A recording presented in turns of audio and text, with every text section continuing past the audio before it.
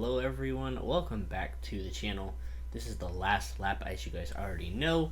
We are going to be talking about predictions and some news this week.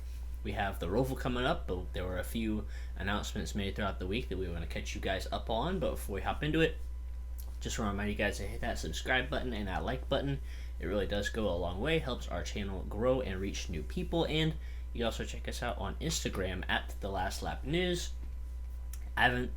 I've been slacking a little bit, not posting on the IG, not gonna lie, because school's been kicking my butt a little bit, and I'm sure Matthew, you could kind of agree, because midterms are coming up, and I have like 2 big papers due this week, and next week I have like 2 group projects due, so a lot of stuff going on these next few weeks, but we also gotta keep up with the NASCAR world too. So how you feeling heading into this week at the Roval? Well, it's going to be a crazy one, that's for sure. We've seen the Roval can be really unpredictable in terms of who will make it and who will not make it. So it'll be interesting to see this weekend. And yeah, these midterms are coming up. I got one I gotta do real soon as well, and another one after fall break. So it's getting busy right now. Yeah, for sure. So this is a cutoff race for the Cup Series this weekend, but we're going to talk about some news before we hop into that. So a few small pieces of news for you guys is that in the Truck Series, Grant Enfinger, it was announced that he is going to be in GMS next year for the trucks full-time, which is great for him. Finally getting a full-time ride for him after running part-time for ThorSport this year. So great to see Grant Enfinger get a full ride. He'll probably take over Sheldon Creed's ride, I would assume, since he's moving up to Xfinity next year. So it's a great opportunity for Grant Enfinger there. In the Xfinity Series, it was announced that Michael Annett actually made a post himself that he will be retiring from full-time competition after this season. And I'm sure both of our reactions are going to be pretty similar to this, but I don't think it's a big surprise. I'm sure it was mostly because of that leg injury that he sustained over the summer, and he's been in and out of the race car. He's missed, I think, like 6, 7, 8 races or something like that at this point. So it's definitely unfortunate to see him leave on that note. But JRM is going to have 4 full-time cars next season. I don't think they're going to go to 5. I think that 5th spot was pretty much reserved for Michael Annett if he wanted to come back, because he does bring a lot of sponsorship to Junior Motorsports. So quite unfortunate that he won't be returning full-time. In my opinion, I think that Flying Pilot or whatever the sponsor that Michael Annett has, I think they should commit to Josh Berry, to be honest with you. I don't know how much sponsorship Josh Berry brings, but I think that would be a great sponsorship commitment for them to get on board with Josh Berry, because, I mean, Josh Berry won with that car, that exact car at Las Vegas a few weeks ago. So, I mean, if I was the people at Flying Pilot or whatever the company's name is, I would consider staying with Junior Motorsports and potentially sponsoring Josh Berry. I don't know what the numbers are going to look like, who's going to be driving what number race car, but, I mean, heck, just keep the number 1 the same and put Josh Berry in the car and put his name on the dash and all that kind of stuff. But that's just my opinion. I don't really know what sponsorship Josh Berry brings, but I think that Michael Annett sponsor should definitely look into committing to him.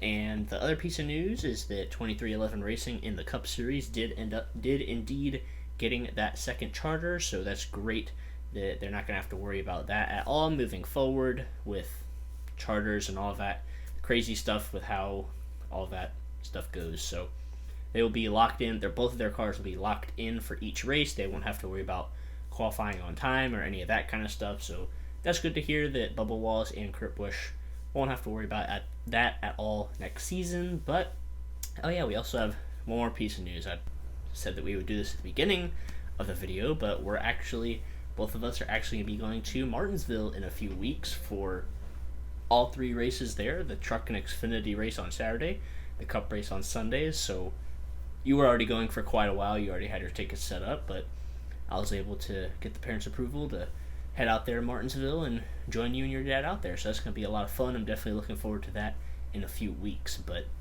that's all the news we have for you. And now it's obviously Matthew's turn to tell you guys what he thinks about it. Well, as for that Martinsville news, it's great to hear that he's coming now. So we're gonna get a whole vlog going for like we did at Richmond. So that's gonna be fun. His first time going to Martinsville, so I know it's gonna be fun there. Knowing the playoff races are always so memorable there over the years. Yeah. It'll be fun, but it's gonna be stressful if Chase Elliott hasn't locked himself. If he makes it through to the round of 8 and he's not locked into the championship 4 yet, that might be the most nerve-wracking race I'll ever be to. I couldn't imagine being there last year, but hopefully not the same situation going into Martinsville, but we'll see. But I'm going to be sure to enjoy it, though. It's going to be an enjoyable experience for sure. No matter what the outcome of the race is, it's going to be a lot of fun anyways. Well, but as go long ahead. as my driver makes it through the Roval just fine, I feel confident about the third round because he won at Kansas earlier this year and he won Texas last year, and he's always been pretty good at Martinsville. So I'm feeling good about Kyle's chances, but we'll see. We gotta make it through this weekend though, which I'm not feeling confident about. But as for Grant Enfinger going to GMS Racing, it's great for him. He's finally back full time again. I think it was absolutely ridiculous that he had to be part time with Thor Sport. I mean, he went to the championship 4 just a year ago, and that he got part time right out of it is absolutely ridiculous. But it's great to see him back in full time, and I expect him to be really competitive next season. And then for Michael Annett retiring, so yeah, like you said, this did not surprise me at all. I pretty much saw this coming especially with the injury that kept bothering him this season. I was saying, I think it's probably time for him to hang the helmet up, and apparently that's what he's doing. So, which I mean, you hate to see that go out in that way, but unfortunately, these things happen. But as far as Michael Annett's career in a nutshell, he's basically been one of those paid drivers with the sponsors, like Paul Menard. Him and Paul Menard are a little bit similar in terms of bringing the sponsorship and personalities. Like Michael Annett isn't really like a driver you're really known for personality. He's kind of like there basically, and that's kind of how he's been with his racing career. He's just been kind of there, like. If he's in good equipment, he's going to be up there, kind of, but not really. But if you put him in terrible equipment, he's not going to do good. So he basically just runs what the equipment is given, whether it's good or bad. But Michael Annett did manage to get a win in NASCAR. That was, of course, in Daytona. I think it was 2019, if I'm correct. Am I correct? Was that 2019 when he won? Okay, yeah. So that was his only win in the Xfinity Series at Daytona.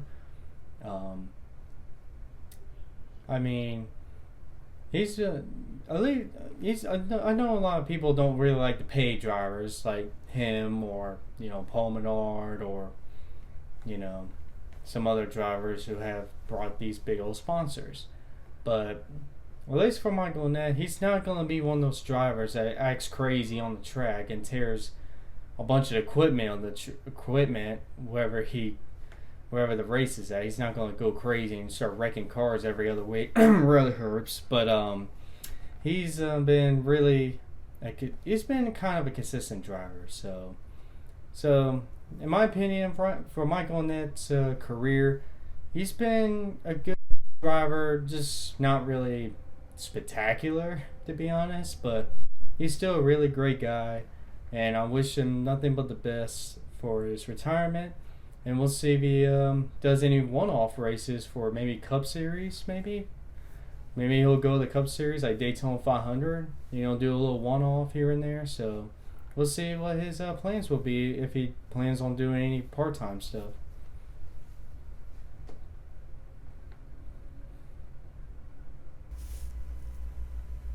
Are you going to talk about the 2311 Charger at all, or?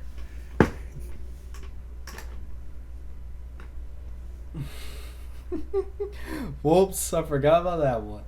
Okay, so forgive me about that, but Okay, so the 2311 charter, that's great to hear.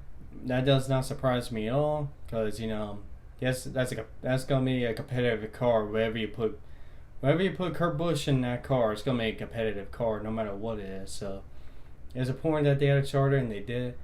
There's rumors going around that it was a charter from Front Row Motorsports, probably the 38 car, which would not surprise me at all because I think they need to just be a single car team and just focus on Michael McDowell, who just won the Daytona 500 and he's a pretty great road course racer. So I'll be putting all their focus on that and don't bring the 38 car back because over there the past couple of years that 38 car has been pretty much a curse to that team.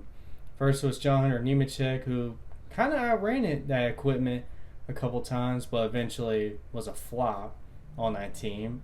But thankfully, he went to the Truck Series, and now look at him now. He's dominating. And then Anthony Alfredo, who he's not really, I mean, he's a great kid, but he should not have gone to the Cup Series in the first place. He should have been in the Truck Series or Xfinity Series. But that's probably the only ride that they had open, and he took it, and he was only at one top 10. So I think shutting down that 3018 is probably a smart idea, and just focus on Michael McDowell. Denny Hamlin didn't actually confirm where he got the charter from, but based on rumors and such, it's maybe Front Row, but we'll see if he ever, brings any details out about that. But yeah, that's great news for 2311 after an amazing week for them with all the with Bubba Wallace winning and being on the news everywhere. So that's actually kind of funny that I had to remind you about something for once. You completely forgot about the 2311 news. I'm definitely gonna leave that little blooper in there. That was pretty funny. But anyways, so now that we got all that news out of the way for you guys, it's time for our picks and predictions for this week at the Roval. It is the Xfinity and the Cup Series. So the Xfinity race will be on Saturday. The Cup race will be on Sunday. Since we got no points last week for having 3 first-time winners for the Truck Xfinity and Cup race last weekend at Talladega, we each got no points. So, Matthew, you still have the floor for your Xfinity pick. Well, it's a tough one for Xfinity because there's really only 2 drivers or 3 drivers actually I go back and forth on these road courses. But I'm going to go with A.J. Allmendinger this weekend because he's been the winner of the Roval the past 2 years. He won here in 2019, and he won it in the soaking wet rain last year in 2020 in the dark. So I got A.J. Allmendinger for Xfinity. Yeah, that's a great pick. A.J. Almandinger obviously winning the last 2 races there and in the rain last time as well. But for me, my pick might surprise you just a little bit. I'm actually going to go with Noah Gragson as my Xfinity pick. I feel like he's been a little bit better than Austin Cindric the past few weeks.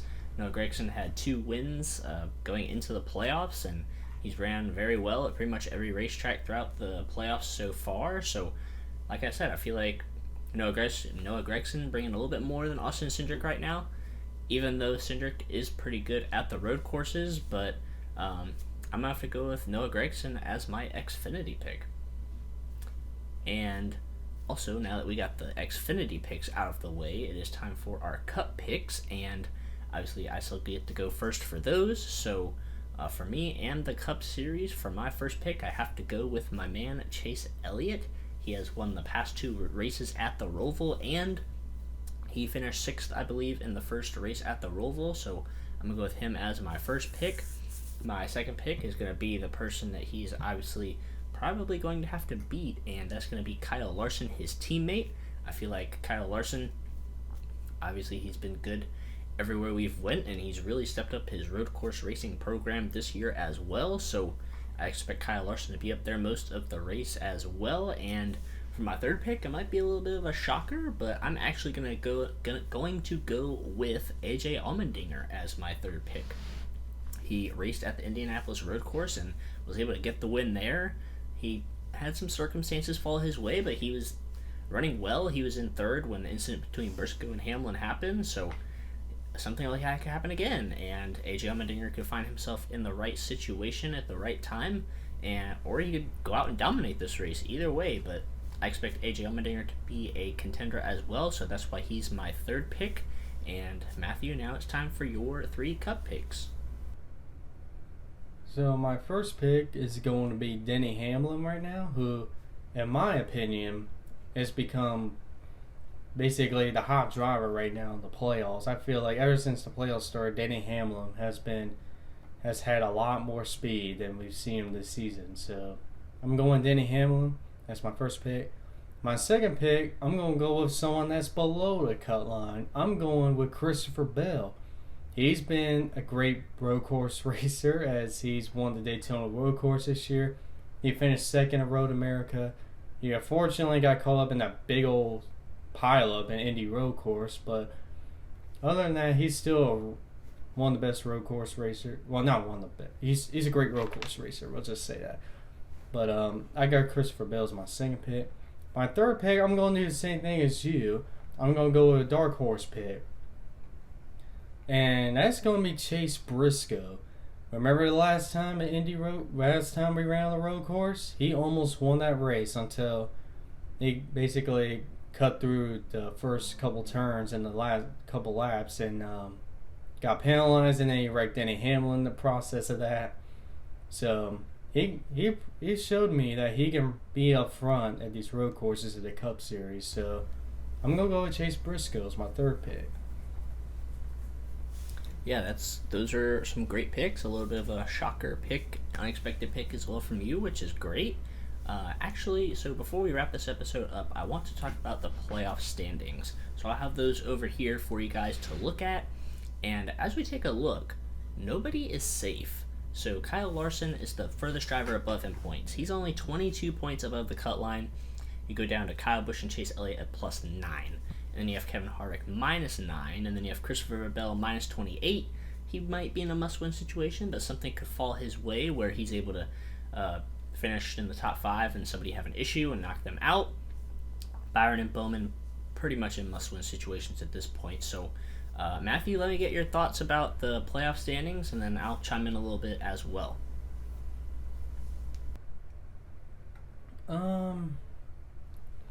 I don't know, to be honest. Above the cut line, I mean, I'm always gonna be nervous about my driver because we sucked all 3 times we've been there. We sucked at it. Well, it's not just because it's not like we were terrible in performance-wise. He's still an underrated road course racer. He's just always had the baddest of luck at this Roval. 2018, he got caught up in the whole Keselowski barrier thing. 2019, had a mechanical issue. 2020 was absolute disaster with a bunch of flat tires, and we were done for. So I'm a little bit nervous for me, but I feel like as long as he does not have any of that bad luck, he should be fine because I know he's really good at road courses. So as long as he doesn't have bad luck, he should be fine, in my opinion. As for everybody else, like I said, nobody is safe. Anybody can have any of these issues. I mean, Byron and Bowman are pretty much, and probably Christopher Bell too. They pretty much accepted that they got to win, so no pressure on them, just win it. But if I were the Hendrick cars, though, even though they're really strong at road courses, I would still be a little bit concerned just because they don't have, especially for Larson, this is literally the first time this season that they have felt pressure before. So we'll see if they can, just rebound from kind of a not really the best start for Hendrick so far, as basically Gibbs has really stepped it up in the playoffs, especially Denny Hamlin mostly. But yeah, we'll see how this goes at the Roval. Yeah, you definitely make a great point about Hendrick Motorsports needing to step it up just a little bit. Obviously, with Bowman and Byron below the cut line in must-win situations, Chase Elliott +9.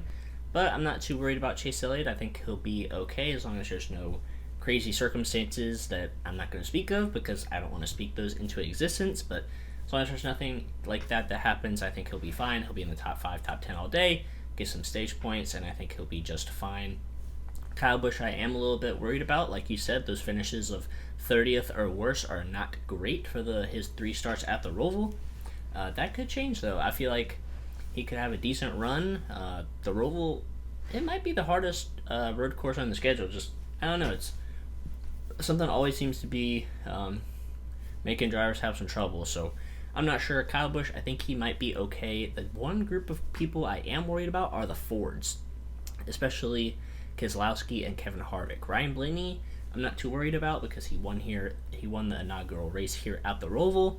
Joey Logano, he's been okay on road courses, but I'm pretty worried about Keselowski and Harvick. I don't know. I feel like Keselowski's going to drop some, and I feel like Kevin Harvick, I don't think he's going to be able to gain points on Kyle Busch unless there's something that happens, but I'm pretty worried about those Fords. Their road course program has not been great this year, so I wouldn't be surprised if they slip down in the standings a little bit. Chase Elliott kind of climbs his way up, and Logano, Keselowski, Blaney kind of fall back a little bit, but we'll have to see how it goes. The Fords did their job, though, by running great at Talladega, getting their stage points, and obviously finishing pretty high near the top of the finishing order, so they got all the points they needed, so it'll be interesting if they kind of hang on there, but look out for those Fords. They might drop a little bit. Look for Chase Elliott to climb a little bit, but it's going to be crazy the whole time, so that's going to basically wrap it up, but do you have any other closing thoughts before we wrap the episode up? I have no faith in Kevin Harvick making through this second round. He has been an absolutely awful at these road courses this year. Like just look at the finishes. He's just not good at these road courses, especially this year. So I don't know about Harvick. He doesn't look good to me for the Roval. Yeah, like I said, the Fords might struggle just a little bit, but we'll have to wait and see how that goes, but that's going to go ahead and wrap it up for this video. We hope you guys enjoyed it. It's going to be a crazy, hectic weekend at the Roval. The point standings are going to be going up and down the entire time since it's a cutoff race, so make sure you guys stay tuned to all the action for that. Our review video should hopefully be out on Monday or Tuesday, talking about all the results from the Roval, talking about who won, who made it to the next round, who got eliminated, and we'll be talking about the round of 8 as well, and we'll be going to Martinsville, so I'm sure we'll talk about that just a little bit more, but until then, we'll see you guys in our next video.